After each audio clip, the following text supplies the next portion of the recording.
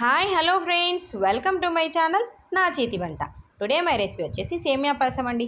First time సేమియా పాయసం చేసే వాళ్ళకి పాలు విరగకుండా సేమియా గట్టిపడకుండా ఏ విధంగా చేయాలో చూపించబోతున్నానండి.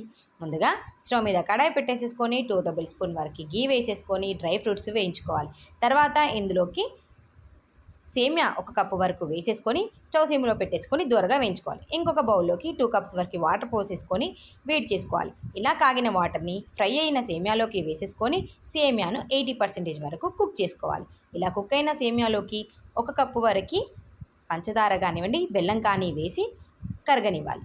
ఇలా మొత్తం పంచదార కరిగిపోయాక 1 టేబుల్ స్పూన్ ఇలాచీ పౌడర్, డ్రై చేసి పెట్టేసేసుకున్న డ్రై ఫ్రూట్స్ని వేసేసుకొని స్టవ్ ఆఫ్ చేసి పక్కన పెట్టి ఒక 2 నిమిషాలు చల్లారాక కాచిపెట్టేసేసుకున్న పాలు పోసి కలిపి సర్వ్ చేయడమేనండి. ఎంతో టేస్టీ అయిన సేమియా పాయసం రెడీ అండి.